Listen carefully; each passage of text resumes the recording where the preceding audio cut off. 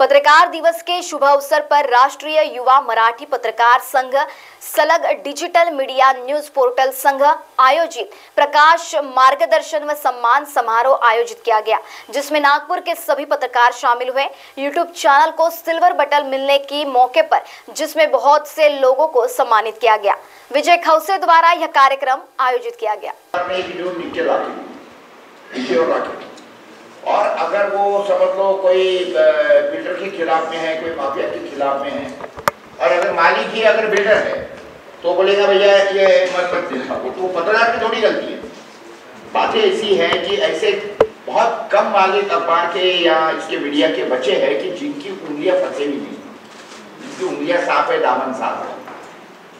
तो अगर हर आदमी चाहना का उंगली फंसी है, कोई बहुत बड़ा धंधे वाला है, और आज के जमाने में तो आपको मालूम है सरकार के पास में तो एक ही शिकंजा लगा ईडी का। उसको लगता है कि भैया ये मैं छाप दूंगा सरकार के खिलाफ में तो नया के मेरे पीछे ना के ईडी लग जाए, कुछ हो जाए। तो हर मालिक ये बोल के रखते हैं अपने एडिटर को कि देखना ये चीजें मत आने देना, सरकार के खिलाफ में आपने मत जाना। तो ऐसे कंडीशन के अंदर कितना भी अगर खुखार पत्रकार है और उसने कितनी भी अच्छी न्यूज ला के दिया और अगर छपती नहीं है तो कहने का मतलब वो ऐसा आपको लगेगा कि यार ये तो कुछ लिखता नहीं, कुछ होता नहीं। लेकिन ऐसा है कि जो सिस्टम हमारे देश के अंदर चल रही है, अपनी बात को रखते हैं और इनका संघर्ष काफी रहा है इस क्षेत्रों को आगे बढ़ाने के लिए।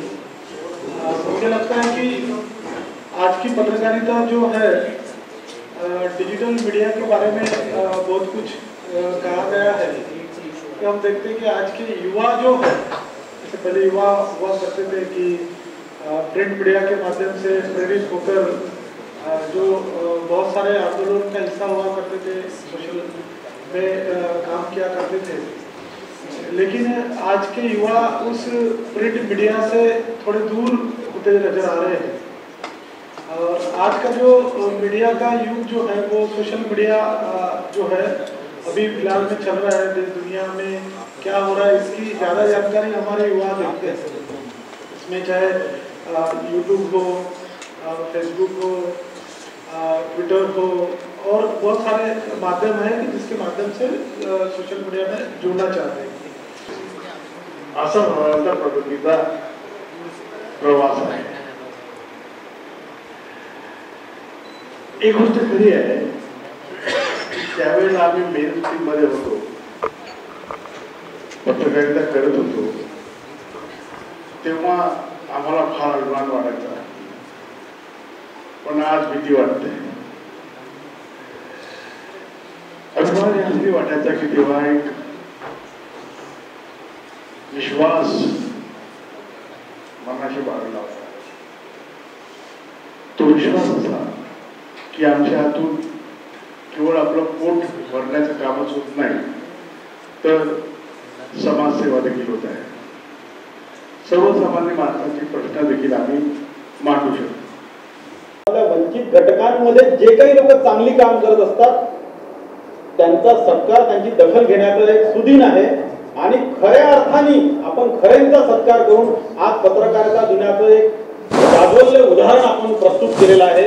मी या ठिकाणी मुद्दाम WH न्यूजचे विजय खौसे यांचं अभिनंदन करतो आणि त्यांना धन्यवादही देतो। यहाँ सब लोग ने मुझे लगता है काफ़ी बोल चुके हैं, मुझे बोलने की नहीं वैसे कुछ नहीं है। मंच पर विराजमान प्रकाश जी होंगे, मेरा अभिभावक रहे, वो अभी भी अभिभावक है, प्रभाकर जी खाने, महाराष्ट्र टाइम्स के एडिटर सिद्धार्थ जी, WH के न्यूज़ के प्रमुख और संपादक खौसे जी, डोडरे जी, गायकवाड़ जी चले गए। उसके बाद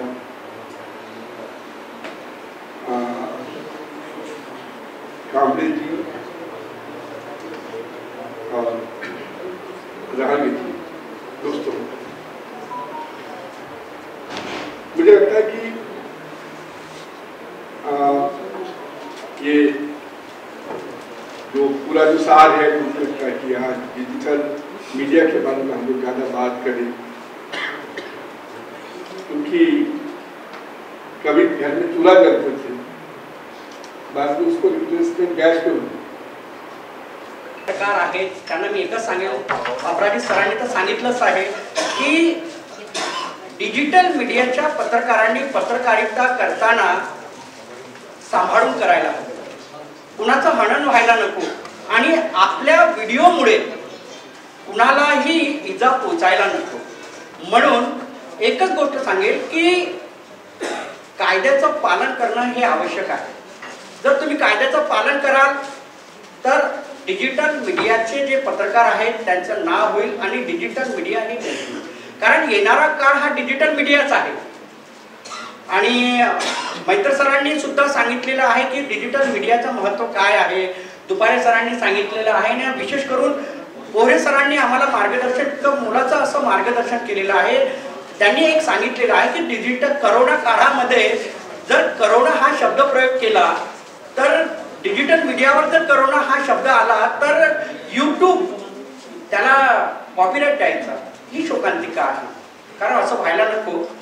खरंच आज जे प्रधानमंत्री आहेत नरेंद्र मोदी, ते सुद्धा डिजिटल मीडियामुळे, सोशल मीडियामुळे ते प्रधानमंत्री झालेले आहेत. 2014ला जे प्रधानमंत्री झाले ते सोशल मीडियामुळे झालं, आम्हाला या मान्यवरांनी सांगितलेलं आहे. महाराष्ट्र टीवी 24 के लिए कैमरा पर्सन प्रवीण सूर्यवंशी के साथ अभिषेक दुबे, नागपुर. नागपुर का सबसे भरोसेमंद हॉस्पिटल काळे पाइल्स लेजर हॉस्पिटल. हमारे यहाँ आयुर्वेदिक व लेजर से उपचार होता है. Anal fissure, anal fistula, piles, kidney stone है, ओबेसिटी से परेशान है, वेट लॉस करना चाहते हैं, पीसीओडी एंड मेंस्ट्रुअल प्रॉब्लम्स, महिलाओं में अनकंट्रोल्ड यूरिन का प्रॉब्लम है और वजाइनल रिजर्वेशन करवाना चाहते हैं, अपने चेहरे पर असमयी झुर्रियां, त्वचा पर काले दाग आ रहे हैं, अर्थराइटिस प्रॉब्लम्स जैसे कि कमर या घुटनों का दर्द, बालों का झड़ना, असमय सफेद होना, सीने में जलन, पेट फूलना तथा एसिडिटी पर सफल आयुर्वेदिक उपचार, ये सब प्रॉब्लम्स आप झेल रहे हैं तो अभी आए नागपुर के सबसे अच्छा hospital Kale ayurvedic piles laser hospital में, जहां आपको मिलेगा सब समस्या का निवारण.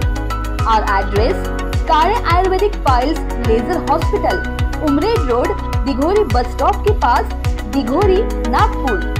और कॉन्टैक्ट नंबर 7558387079 और 9423105824.